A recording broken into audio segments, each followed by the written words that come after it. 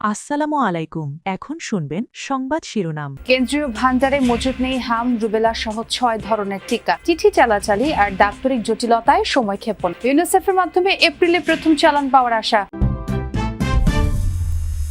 ভয়াবহ ঈদযাত্রার সাক্ষী দেশ।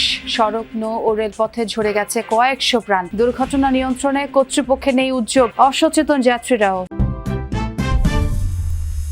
জ্বালানি সংকটে ব্যাহত ফসল উৎপাদন, থমকে গেছে সেচ পাম্প ও ট্রাক্টরের ব্যবহার। খাদ্য নিরাপত্তা ও মূল্যস্ফীতি নিয়ে শঙ্কা বিশ্লেষকদের। বঙ্গোপসাগরে জলদস্যুদের উৎপাতে অতিষ্ঠ জেলেরা। কক্সবাজারে 3 মাসেই 2 শতাধিক লুটের ঘটনা। দস্যুতা নিয়ন্ত্রণে সংঘবদ্ধ চক্র সদস্যদের গ্রেফতার দাবি। এতক্ষণ শুনছিলেন সংবাদ শিরোনাম, এখন শুনবেন বিস্তারিত। ফুরিয়েছে 6 ধরনের টিকার মজুদ। কেন্দ্রীয় টিকা ভান্ডারে নেই হাম, রুবেলা, যক্ষ্মা, নিউমোনিয়া, পোলিও সহ আরো 2টি টিকা। চিঠি চালাচালি আর দাপ্তরিক জটিলতায় কেটে যায় 9 মাস। অবশেষে এই খাতে বরাদ্দ দেয়া হয় 1000 কোটি টাকা। স্বাস্থ্য অধিদপ্তর বলছে এপ্রিলের মধ্যে আসতে পারে বেশ কিছু টিকা। ইউনিসেফের মাধ্যমে এই টিকা কিনছে সরকার। প্রতি বছর জন্ম নেয় 40 লাখের বেশি শিশু। তাদের সুরক্ষায় 12টি রোগ প্রতিরোধে দেয়া হয় 9 ধরনের টিকা। জন্মের পর থেকে 15 মাস বয়স পর্যন্ত এসব টিকা পায় শিশুরা। অন্তর্বর্তী সরকার দায়িত্ব নেয়ার পর স্বাস্থ্য অধিদপ্তরের অপারেশনাল প্ল্যান বা ওপি বাতিল হলে সংকটে পড়ে টিকা কার্যক্রম। দেশের বিভিন্ন এলাকায় টিকা বঞ্চিত হয় অনেক শিশু, কমে যায় টিকা দানের হার। পরে সব ধরনের টিকার জন্য বরাদ্দ দেয়া হয় 1000 কোটি টাকা। এর মধ্যে শুধু শিশুদের টিকায় রাখা হয় 842 কোটি।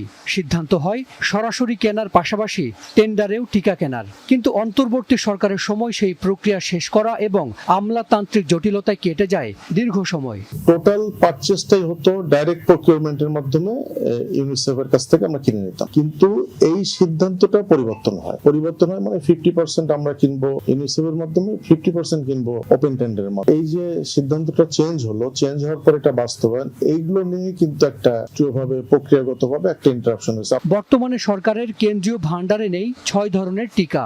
এগুলো হলো হাম, রুবেলা, পোলিও, যক্ষ্মা, নিউমোনিয়া, ডিপথেরিয়া, ধনুষ্টঙ্কার ও হেপাটাইটিস বি। তবে এসব টিকা মাঠ পর্যায়ে থাকার দাবি করছে স্বাস্থ্য অধিদপ্তর।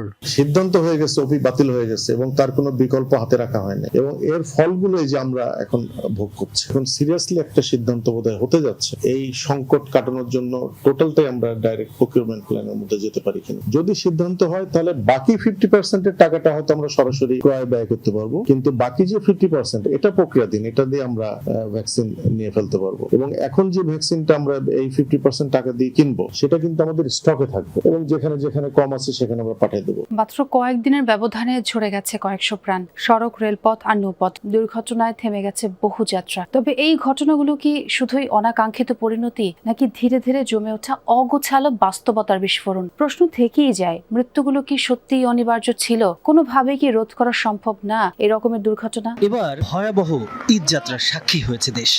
কয়েকদিনের ব্যবধানে সড়ক, নৌপথ আর রেল দুর্ঘটনায় ঝরেছে শত শত প্রাণ। একটা প্রশ্ন সামনে নিয়ে আমরা আরো ভিতরে ঢুকতে চাই। মৃত্যুর এসব ঘটনা কেবলই দুর্ঘটনা, নাকি একই চিত্রের পুনরাবৃত্তি? পাটুরিয়া দৌলতদিয়া ফেরিঘাট এই মুহূর্তে দেশের সবচেয়ে ব্যস্ত ফেরি রুট।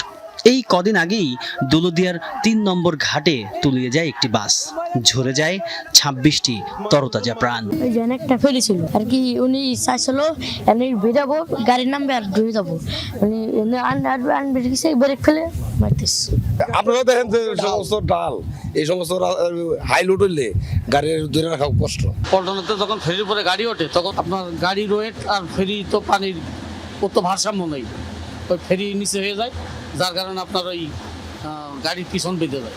গতদিন যেটা দেখেছি, যে গাড়ি যখন চলে গেছে সোজা, যে যাত্রীগুলো উঠেছে তারা জানলা দিয়ে বের হওয়ার চেষ্টা করেছে। অনেকে তারা বলেছেন যে জানলার পাশে যে রড থাকার কারণে তারা বেরোতে পারেনি। ঘটনাস্থলে গিয়ে দেখা যায় যে র্যাম্প দিয়ে পন্টুনে ওঠানামা করে যানবাহন, তা যথেষ্ট নিরাপদ নয়। র্যাম্পগুলো পিচ্ছিল, আবার সামনে নেই কোনো নিরাপত্তা বেষ্টনী। রাস্তাটা বেশি একটা ভালো না, ভাঙাচোরা আছে, উঁচু নিচে আছে। রাস্তাটা সমান করে দিলে একটু ভালো হতো আমাদের জন্য। তীব্র হচ্ছে জ্বালানি তেলের সংকট, ডিজেল সংকটে ব্যাহত হচ্ছে কৃষি উৎপাদন, বেড়েছে কৃষি উৎপাদন ব্যয়ও। কৃষকের জন্য আলাদাভাবে দেয়া হচ্ছে না জ্বালানির নিশ্চয়তা। সেচ পাম্পের মাধ্যমে পানি উত্তোলনও থমকে গেছে। ট্রাক্টর দিয়ে জমি চাষেও বেড়েছে ব্যয়। বিশ্লেষকরা বলছেন কৃষি উৎপাদন অব্যাহত রাখতে জ্বালানি তেলের নিশ্চয়তা দরকার। তা না হলে ব্যাহত হবে খাদ্য নিরাপত্তা আর বাড়তে পারে মূল্যস্ফীতি। ফসল উৎপাদনের জন্য জমি প্রস্তুত করছে কৃষক। ক্ষেত তৈরি, বীজ বপন ও সার ছিটানোর কাজে ব্যবহার হয় ট্রাক্টর। আধুনিক কৃষির দ্রুত, দক্ষ ও সাশ্রয়ী এই পদ্ধতি ব্যবহার করে কম সময়ে গভীর চাষ ও মাটি ঝুরঝুরে করা সম্ভব। কিন্তু এই যন্ত্র সচল রাখতে প্রয়োজন ডিজেল। জ্বালানি সংকটের কারণে থমকে গেছে ট্রাক্টরের ব্যবহার।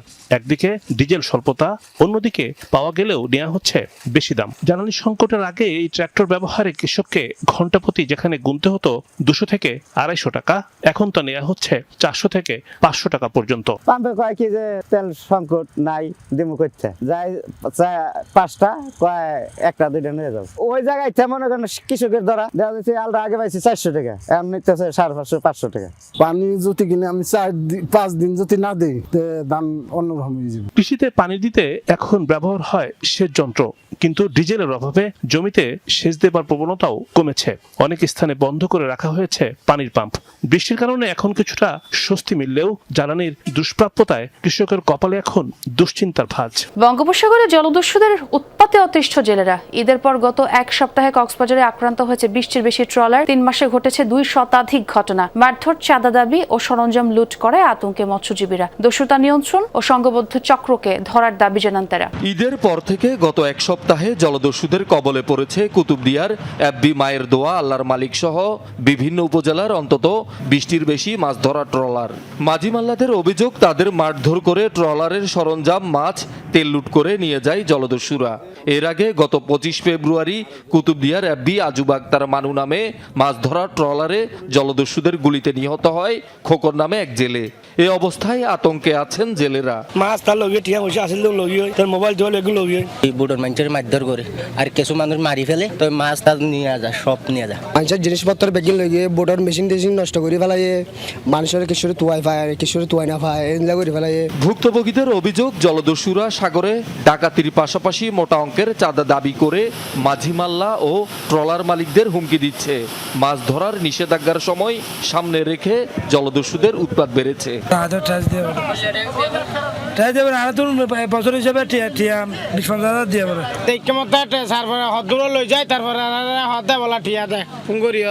মারি ধরি ঠিয়া খুঁজে নইলে ধরি বানিলে যে নইলে মারে আর স্বরাষ্ট্রমন্ত্রী রাজের নিরাপত্তা চাই। মাছ জুম মাঝে মধ্যে সুস্থ মতন খুলত আনি বেশি ফেরি। বাঁশখালী, মহেশখালী, কক্সবাজার শহরের নাজিরা টেক, কুতুবদিয়া, টেকনাপের বাহারছড়া এবং ফিশারি ঘাটের একটি গ্রুপ জলদস্যুদের নিয়ন্ত্রণ করছে।